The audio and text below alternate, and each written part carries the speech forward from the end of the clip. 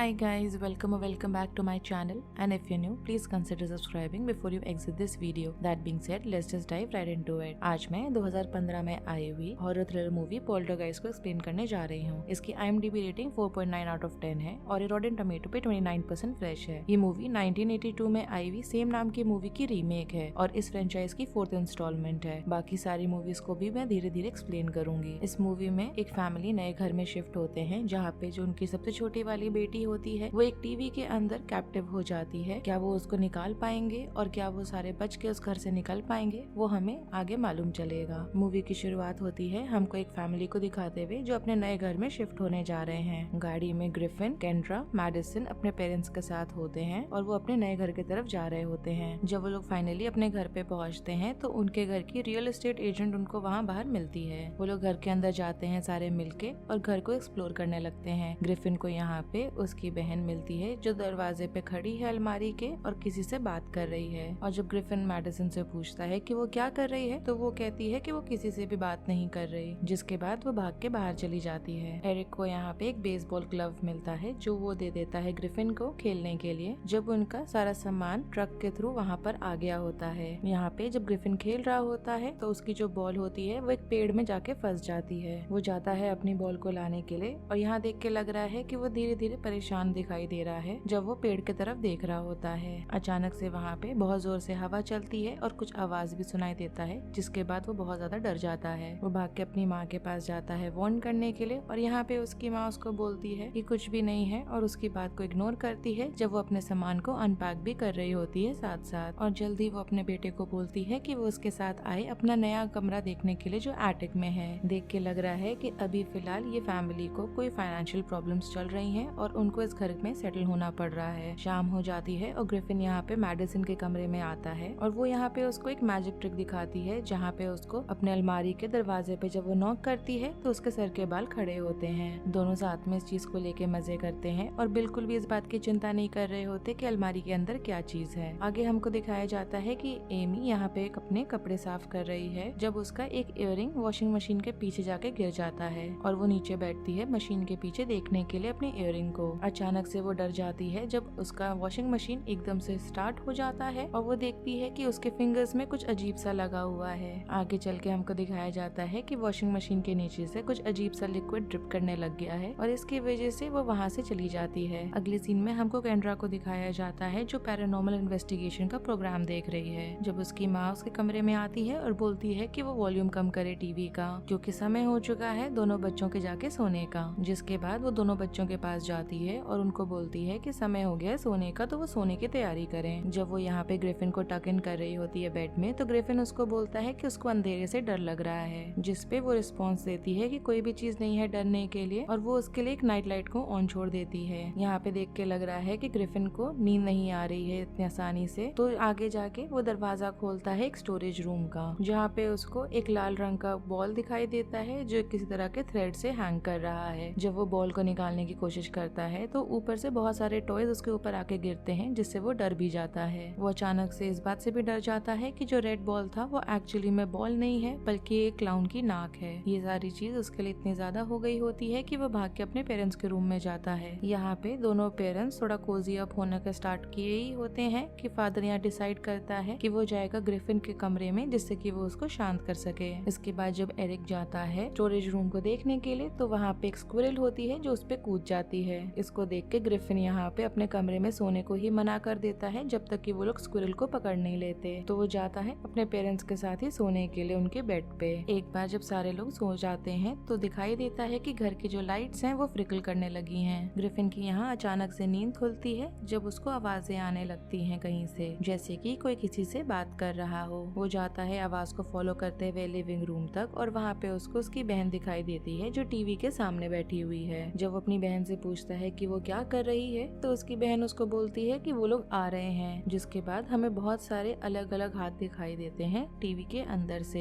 ये देख के ग्रिफिन एकदम से डर जाता है और जाता है टीवी को अनप्लग करने के लिए, मगर इसका कोई फायदा नहीं होता क्योंकि अनप्लग करने के बावजूद भी टीवी अपने आप ही चल रहा होता है। सारी आवाजें सुनने की वजह से पेरेंट्स और केंड्रा दोनों लिविंग रूम के अंदर आते हैं और मैडिसन यहाँ पे बोलती है कि वो लोग ऑलरेडी वहाँ आ चुके हैं। अगला दिन होता है और यहाँ पे एमी पूछती है मैडिसन से कि पिछले पिछली रात क्या हुआ, जिसपे मैडिसन बोलती है कि कुछ भी नहीं, वो सब उसके सिर्फ दोस्त हैं। तब तक यहाँ पे हमको दिखाई देता है कि ग्रिफिन को एक बोन मिला है उनके गार्डन में और एमी उसको बोलती है कि जहाँ से उसको वो बोन मिला है वो उसको वहीं छोड़ दे। बाद में हमको दिखाई देता है कि एमी ने ग्रिफिन को बोला है कि वो अपने कॉमिक बुक्स के बॉक्स को ऊपर लेके जाए, मगर वो ऊपर जाने से पहले ही रुक जाता है जब उसको दिखाई देता है कि वहाँ पे एक बॉल रोल होकर उसके बगल में आया है। उसको लगता है कि शायद मैडिसन ने ऐसा करा है, तो वो उसके कमरे में जाता है, मगर मैडिसन कमरे में नहीं होती। वहाँ पे वो बॉल को जमीन पे रख देता है, जो अपने आप ही रोल ओवर करके क्लोजेट के पास चला जाता है। इससे वो अचानक से डर जाता है और वो मुड़ता है और देखता है कि वहाँ पे बहुत सारी जो बुक्स हैं उन्होंने अपने आप को ऐसे अरेंज करा है जैसे कि दरवाजे को वो ब्लॉक करना चाह रहे हैं। और जब वो वापस से क्लोजेट की तरफ मुड़ के देखता है तो उसको दिखाई देता है कि बॉल वहाँ पे नहीं है। एरिक वापस घर आता है स्क्विरल ट्रैप को लेके और वो सबको बोलता है नीचे आने को, क्योंकि वो सबके लिए गिफ्ट्स लेकर आया है। ग्रिफिन यहाँ पे अपने फादर के पास भागते हुए जाता है बताने के लिए कि अभी अभी उसके साथ क्या हुआ, मगर वो देख के लग रहा है कि काफी ज्यादा फ्रस्ट्रेट हो रहा है क्योंकि उसकी कोई बात नहीं सुन रहा। एमी यहाँ पे उसको डांटती है कि वो बच्चों जैसी हरकतें क्यों कर रहा है। इसकी वजह से ग्रिफिन उठ के अपने कमरे में वापस चला जाता है। आगे हमको रात का दिखाया जाता है जब दोनों पेरेंट्स जाते हैं एक डिनर पार्टी के लिए और केंड्रा को इंचार्ज छोड़ देते हैं दोनों बच्चों का ख्याल रखने के लिए। डिनर पार्टी का दिखाया जाता है जहाँ पे वो दोनों स्पेंड कर रहे होते हैं अपना टाइम कॉलीग्स के साथ अपने, जहाँ पे उनके कॉलीग्स उनको बताते हैं कि जो घर में वो रह रहे हैं वो घर एक्चुअली में सेमेटेरी के ऊपर बना है। तब तक हमको वापस घर का दिखाया जाता है जहाँ पे देख के लग रहा है कि बाहर आंधी तूफान आने लगी है और बहुत जोर से बारिश हो रही है। केंड्रा यहाँ पे अपनी बहन को बेड में टक इन करती है, जिसके बाद वो वापस चली जाती है अपने फ्रेंड को टेक्स्ट करने के लिए। अचानक से उसका फोन मैल फंक्शन करने लगता है तो वो उठ के जाती है जहाँ पे बेटर रिसेप्शन आए। ग्रिफिन को देख के लग रहा है कि वो अपने बिस्तर से उठ गया है क्योंकि जो उसके विंडो के बाहर ट्री है उससे उसको डर लग रहा है। वो अपने कमरे का लाइट ऑन करने का भी कोशिश करता है मगर लाइट ऑन नहीं हो रही होती।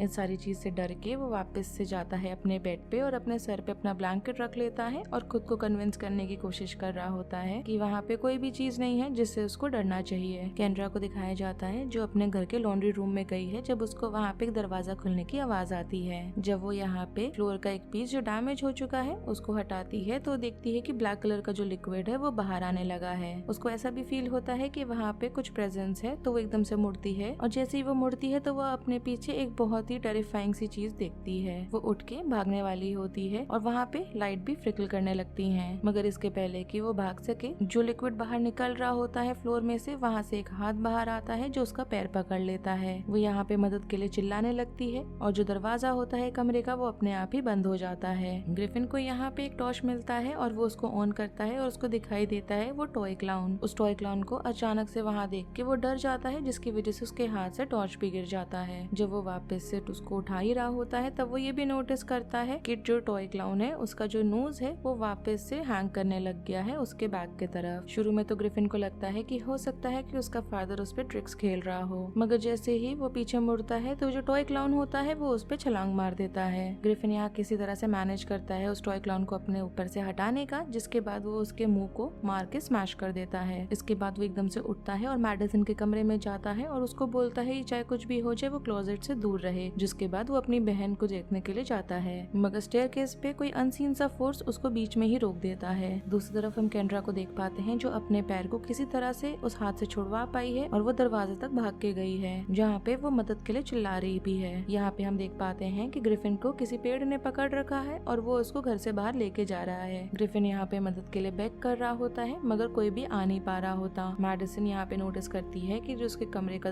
अलमारी है उसका दरवाजा खुला हुआ है मगर बहुत ज्यादा अंधेरा है अंदर। जो लाइट है लैम्प शेड की वो धीरे धीरे उसके अलमारी के अंदर जाने लगी है और साथ में उसका सॉफ्ट टॉय भी। वो जाती है अपने सॉफ्ट टॉय को उठाने के लिए मगर जो लाइट है वो जल्दी ही बंद हो जाती है और वो वापस से पूरा अंधेरे में होती है। वो यहाँ पे जब पीछे मुड़ के देखती है तो उसका कमरा दिखाई देता है उसको काफी दूरी पे और वो वहाँ से एस्केप करने का जैसे ही कोशिश करती है तो बहुत सारे हाथ उसको पकड़ लेते हैं और उसको ड्रैग अवे करके ले जाते हैं अंधेरे में। जब उनके पेरेंट्स वापस घर आते हैं तो उनको ग्रिफिन दिखाई देता है जमीन पे एकदम टेरिफाइड स्टेट में और वो यहाँ पे उनको समझाने की कोशिश कर रहा होता है कि क्या हुआ है सब। तब तक केंड्रा भी पैनिक करते हुए बाहर आती है और बोलती है कि उसको मेडिसिन कहीं भी नहीं मिल रही। वो सारे मेडिसिन को ढूंढने लगते हैं मगर उनको कहीं भी मेडिसिन मिल नहीं रही होती है। ग्रिफिन यहाँ पे लिविंग रूम के अंदर आता है कि वहाँ पे अचानक से जो टीवी है वो स्टार्ट हो जाता है और उस टीवी से मेडिसिन की आवाजें आ रही होती हैं। वो सबको आवाज देता है और सारे वहाँ टीवी के पास आते हैं। यहाँ पे सबको ही सुनाई दे रहा होता है कि मेडिसिन की आवाज टीवी के अंदर से आ रही है। इस चीज से एमी बहुत ज्यादा पैनिक होने लगती है और वो बोलती है कि पुलिस को बुलाया जाए, मगर एरिक यहाँ पे उसको किसी तरह से कन्विंस करता है कि पुलिस को बुलाने का फायदा नहीं है, क्योंकि वो लोग उल्टा उन्हीं को ब्लेम करेंगे। अगला दिन का हमको दिखाया जाता है जहाँ पे वो सारे मिलके पैरानॉर्मल रिसर्च डिपार्टमेंट पे गए हैं और यहाँ पे ग्रिफिन बेग कर रहा है डॉक्टर ब्रुक को कि कुछ न कुछ करके वो उसकी बहन को बचाए। ब्रुक यहाँ पे अग्री कर जाती है उस केस पे काम करने के लिए और वो अपने साथ अपने 2 असिस्टेंट सोफी और बॉयड को भी लेकर आती है। वो लोग मेडिसिन के कमरे में जाते हैं जहाँ पे बॉयड कोशिश करता है मेडिसिन की छोटी वाली कुर्सी पे बैठने का, पर इसके पहले कि वो बैठ सके वो कुर्सी उड़ते हुए दीवार पे जाती है और टूट जाती है। ब्रुक यहाँ पे सबको वार्न करती है कि वो लोग पोल्टरगाइस्ट इन्वेजन से डील कर रहे हैं जो एक टिपिकल पैरानॉर्मल चीजों से ज्यादा अग्रेसिव होता है, और वो ऐसा इसलिए है क्योंकि वहाँ पे बहुत सारे अलग अलग स्पिरिट्स का प्रेजेंस भी है।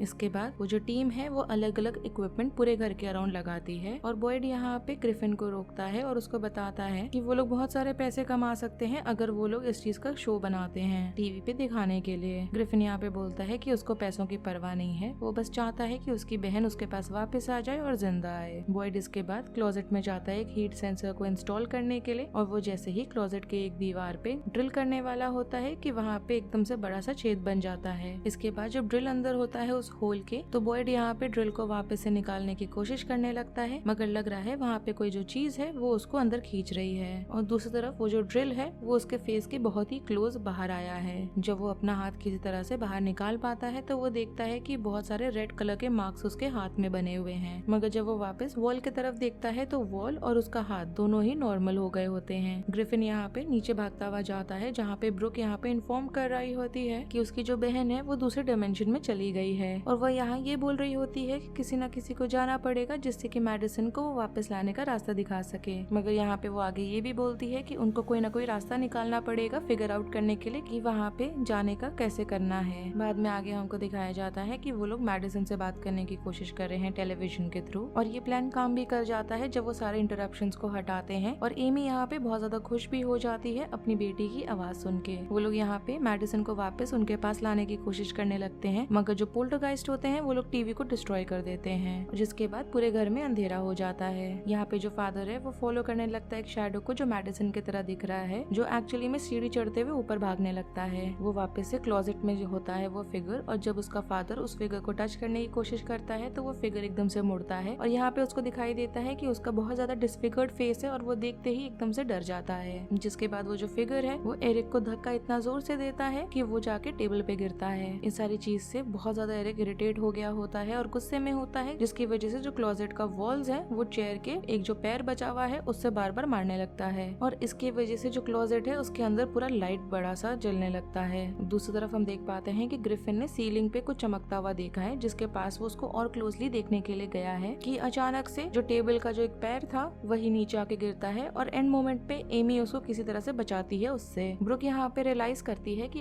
किसी तरह का गेटवे उन्होंने बना दिया है, तो वो डिसाइड करती है कि वो कांटेक्ट करेगी ब्रुक को, जो उसका असल में एक्स हस्बैंड है और होस्ट है एक पैरानॉर्मल प्रोग्राम का भी। जब वो वहाँ पे आता है तो उनको बताया जाता है कि क्योंकि पहले वहाँ पे एक सेमेटेरी हुआ करता था, तो वहाँ पे घर बनाने के लिए कम्युनिटी ने मिलके हेडस्टोन्स को तो हटा दिया है, मगर वहाँ पे जो सोल्स हैं वो अभी भी बरिड हैं। मेडिसिन की प्योरिटी ये है कि उसको चाहिए कि वो किसी तरह से जो वहाँ पे स्पिरिट्स हैं वो उनको किसी तरह से लाइट तक लेके जाए, क्योंकि उसके पास एबिलिटी है उनसे कनेक्ट करने का। वो जल्दी से कोई स्ट्रैटेजी बनाते हैं जिससे कि वो मेडिसिन को वहाँ से जितना जल्दी हो सके बाहर निकालें, क्योंकि उनको वहाँ से उसको जल्दी से बाहर निकालना है। इसकी कोशिश में वो लोग एक रोप को स्लिंग करते हैं क्लोजेट और सीलिंग के बीच में, जिससे कि एक ब्रिज बन सके। जिसके बाद बर्क यहाँ पे ग्रिफिन का एक ड्रोन कैमरा को लेके जाता है पोर्टल के थ्रू, और ये काम कर जाता है क्योंकि वो लोग इवेंचुअली यहाँ पे मेडिसिन को लोकेट भी कर पाते हैं, मगर अचानक से उसको ड्रैग अवे कर दिया जाता है। इस चीज को देख के वो लोग काफी ज्यादा डर जाते हैं और सारे आर्ग्यूमेंट्स करने लगते हैं कि यहाँ पे मेडिसिन को बचाने के लिए कौन जाएगा। यहाँ पे एमी बार बार मना कर रही होती है, पर डिस्पाइट दैट ग्रिफिन यहाँ पे बोलता है कि वो जाएगा पोर्टल के अंदर अपनी बहन को लाने के लिए। वो सारे इसके बाद प्रिपेयर करने लगते हैं एक साथ उस रस्सी को खींचने के लिए, एक बार जब ग्रिफिन को मेडिसिन मिल जाए पोर्टल के अंदर। जल्दी यहाँ पे ग्रिफिन को डरी हुई मेडिसिन भी मिल जाती है और वो उसको कन्विंस करने लगता है कि वो उसके साथ वापस चले। धीरे धीरे इवेंचुअली हम देख पाते हैं कि वो दोनों ही पोर्टल के बाहर आए हैं, मगर दोनों ही बेहोश हैं। इसके बाद उनको होश में लाने के लिए वो लोग बाथटब में उनको रिजरेक्ट करने के लिए डुबाते हैं और वो दोनों होश में आ जाते हैं। यहाँ पे सबको लगने लगता है कि उन्होंने मदद कर दी है उन सोल्स को लाइट तक जाने के लिए और वो लोग वहाँ से जाने का प्रिपरेशन करने लग जाते हैं। मगर मैडिसन यहाँ पे गाड़ी में बैठ के बोलती है कि वो लोग उसको उसके पहले ही बाहर ले आए पोर्टल के, इसके पहले की जो स्पिरिट्स हैं वो लाइट तक पहुंच सके। वो लोग गाड़ी के अंदर बैठे ही होते हैं और इसके पहले कि वो लोग वहाँ से निकल सके, जो गाड़ी है वो फ्लिप ओवर हो जाती है, जिसके बाद किसी तरह से वो पुश इन होती है घर के अंदर और मैडिसन को गाड़ी के अंदर से ढकेलते हुए कोई फोर्स लेके जाता है क्लोजेट के अंदर। एमी भागते हुए जाती है मैडिसन को रोकने के लिए और बाकी सब भी जाते हैं मदद करने के लिए। यहाँ पे हम पोल्टरगाइस्ट को भी देख सकते हैं जो बहुत सारे हैं नंबर में, जो यहाँ पे मैडिसन को दूसरी तरफ खींच रहे होते हैं। बर्क यहाँ पे किसी तरह से मैनेज करता है सारे स्पिरिट्स को बोलते हुए कि वो लोग वापस से जाएं अपने पोर्टल के अंदर और फैमिली किसी तरह से ड्रैग आउट कर पाती है मैडिसन को बाहर। जिसके बाद बर्क यहाँ पे बोलता है कि वो जाएगा पोर्टल के अंदर जिससे कि वो स्पिरिट्स को लाइट तक लेके जा सके। यहाँ पे उसकी एक्स वाइफ उसको बार बार मना कर रही होती है ऐसा करने से, मगर फिर भी वो जाता है घर के अंदर और वो चला जाता है पोर्टल में विलिंगली स्टेप इन करते हुए।